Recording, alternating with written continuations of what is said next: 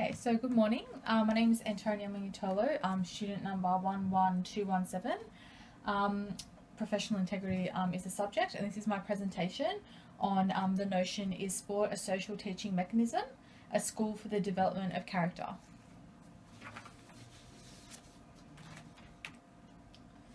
So in the world that we live in today, people have diverse views and opinions regarding the ethics in sport. The experts in this field also have conflicting viewpoints that mean each individual must inform themselves of the argues for and against before making a value judgment. The history of sport teaches us about the social changes and the nature of sport itself. Sport has been a part of everyday life for centuries and is proven to be involved in the development of human basic skills. So just a quick rundown of my presentation. So in the introduction, we'll be addressing all the key points and the topics that will be discussed, and then followed by the 4 arguments, talking about disciplines, self-esteem and sportsmanship, followed by the against arguments, including violence, performance-enhancing substances, and gender stereotypes. Also in these sections, I'll be including examples of elite athletes, and followed by ethical theories, including Piaget's theory, utilitarianism, deontology, the virtue theory, ethics and morals, and consequentialism, and as well providing examples of elite athletes that demonstrate these theories, followed by conclusion, just basically a summary of all the key findings in relation to the development of character and building sport. And also in the presentation, I've included some sources, both peer-related and ones that I found on the internet, in relation to the character building in sport.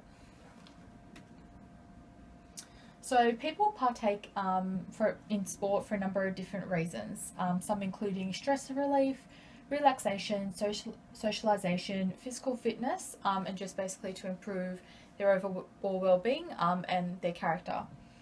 So the major concern in sport today, all ages and levels, is the unethical actions and selfish attitudes that lead to unacceptable behaviour. So now I'm just going to go through some arguments for sport and character building. So the idea that sport builds character has been held for many thousands of years. So participation in physical activity was a social experiment that was influenced by values and attitudes. And this was expressed by Bella in 2002 in a journal article where she described that. So John Wooden was a famous basketball player and coach, and he once said that the true test of a man's character is what he does when no one is watching. So this is Piaget, and he discovered a theory basically of cognitive development in children, basically, and how they construct their mind and put it to the world. So according to the theory, there are many benefits of physical activity, the main one being character building. He states that an individual's physiological process and structures will grow when participating in sport. So Clara in 2017, so quite recently, describes sport as a major part of everyday life and a reflection of the values and trends are growing in our society. Most sports, both team and individual, incorporate and represent cultural values and are a learning tool which young people can learn and experience many core values, one being character building. So now just an in-depth of character building. So sport provides a range of opportunities for a range of athletes, being beginners, intermediate and professionals of all age levels. And here are some dot points that discuss that. So sport, you can learn and communicate with others, so including players, coaches and spectators, be able to work as a team and in a team environment, learn about managing success and disappointment, so win and loss, developing self-discipline, self-confidence and a positive self-esteem, to acquire a philosophy of an active lifestyle to lead an overall healthy well-being, and lastly, to learn and support and encourage others. So now an example of good character building in sport is Novak Djokovic. He's a competitive tennis player and is very considerate. An example can include when he was at the French Open, he invited the ball boy who was holding an umbrella over him to sit beside him. He then offered the ball boy a drink and held the umbrella over both of them while he rested. There's actually a video on YouTube that you can watch, and it's basically describing that. So there's the picture there. He demonstrates perfect sportsmanship during all of his matches. He's earned respect and has acquired a positive relationship with his spectators, proving that the sport does build character. So now a theory that's based on that example. So Immanuel Kant, he's a theorist. So he's done deontology and utilitarianism. So Novak Djokovic is a prime example of these theories. He is a role model for others and uses sport to develop his own personal skills on the field and his character. Both of Kant's theories work together in analysing moral actions within the sport and individuals. So just a quick definition now of what they are. So deontology is a theory that refers to right action, coming from the Greek word deon, which means rough duty. Utilitarianism is described as the overall value in terms of happiness. It looks at an approach to morality, where the individual acts in a way that is anticipated and that will bring about happiness and the good in people. As human beings, we all have a duty to abide by rules and regulations in sport to promote fair play. So for an individual to possess a good character and uphold their values and beliefs and morals, they should follow the ethical guidelines of sport as they owe it to themselves no matter what the outcome is. The moral rules of sport should be followed as it is an individual's duty to obey moral law. So Kant, the theorist, explains that happiness is obtained by performing the right actions and being ethical. Happiness is a result of good development within oneself. So another example for character building that sport does provide good character amongst the athletes. Another one is Cristiano Ronaldo. He's often misrepresented as just a star. He is a man with excellent character and he's a great role model, especially for younger athletes in the sport. He's one of the top soccer players in the world and constantly is trying to improve his game. So he portrays the values of courage, passion, understanding through his actions. The soccer player not only donates money but donates his time to underprivileged schools, hospitals, youth clubs, volunteering his time. So a theory that represents this example includes the virtue theory, and that's basically based on one's good character and focuses on good ethics to build the development of good character skills for the individual. So this theory explains that a good and promising life will be lived to those individuals who possess a broad range of virtues, and this is an example of Cristiano Ronaldo. He's honest, reliable, sympathetic, understanding. He's got a lot of courage and passion for his sport. He also has the absence of egoism, dishonesty, rudeness, violence, and greed. He's one of the world's most giving athletes with strong morals and values. And there's just a photo of one of his organisations to help underprivileged children in underdeveloped countries. And now on the opposing side, there we have arguments against. So today's critics of competitive sport go against the notion that sport builds character and personal development. So some external factors such as the media highlight and promote the dark side of sport. So I've just got another little list here in opposition to the other list that I had for the fours. So sport can have a detrimental effect on character when winning is above everything else. There's physical violence on and off the field. There is a culture of verbal abuse amongst coaches, spectators and players. A high profit and high salaries for elite athletes might tempt them to use illegal substances to improve their form and to get a winning edge over their opponents. And lastly, gender stereotypes are still rife in most sports. So sports like, such as rugby and football, they're not, as competitive in the women's league than they are in the men's league. And then that obviously linking to higher salaries. And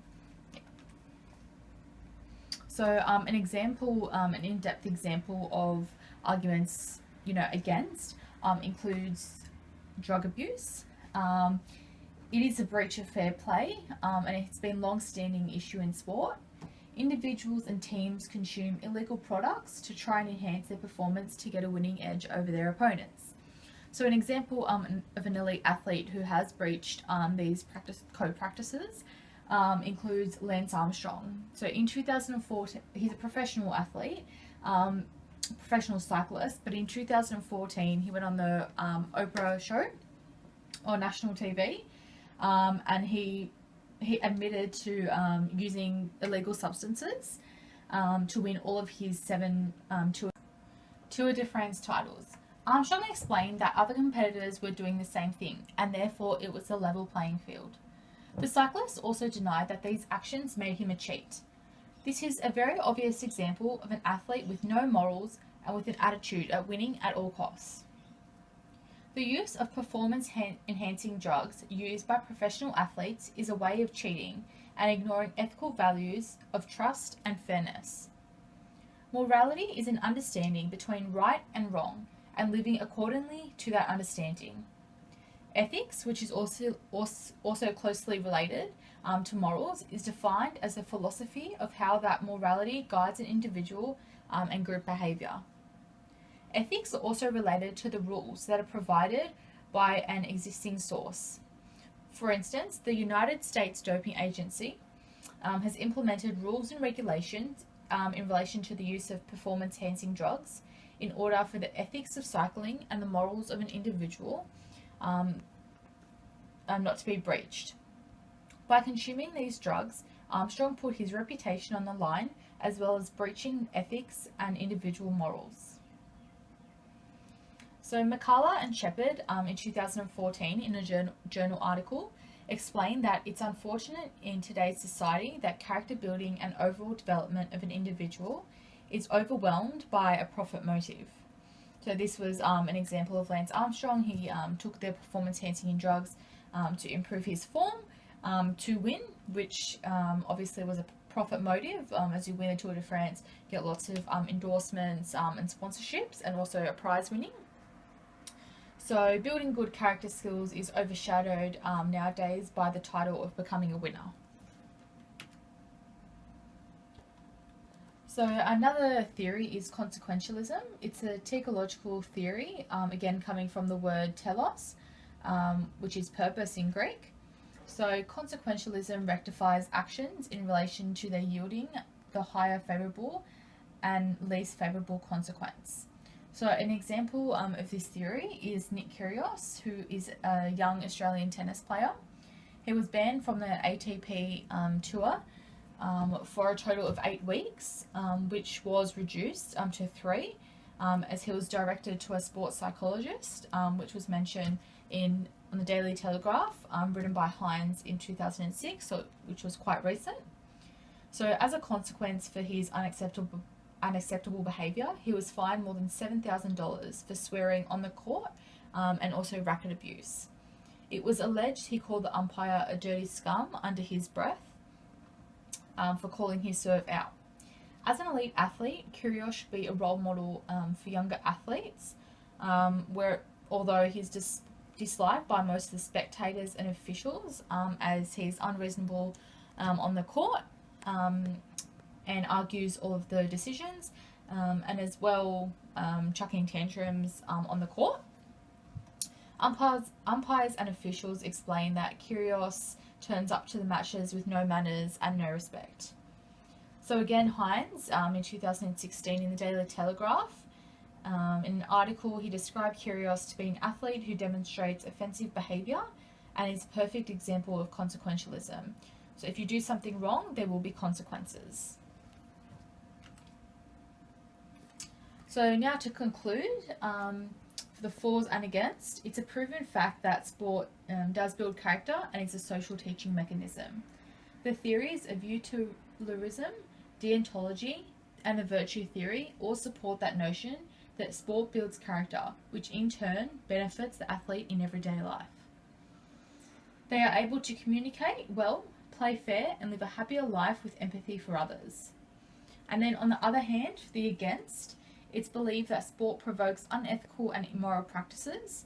It is evident when athletes take part in inappropriate behaviours, like taking performance-enhancing drugs and aggression and violence during matches. In most cases, the theory of consequentialism comes into play, and athletes who have breached the codes of conduct will be faced with consequences. So, an overall theorists have stated that everyone is responsible for their own ethical or unethical behaviours in sport. Some argue that this is not an option, while others argue it is personal choice. The development of character through sport can be either systematic or non-systematic, depending on the individual.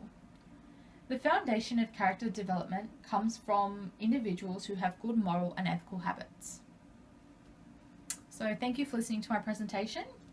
Just attached is a reference list of the sources that I used, including journal articles, websites, and a few videos on YouTube, just to better describe all of the examples, including Novak Djokovic and Nick Kyrgios, as well as Lance Armstrong.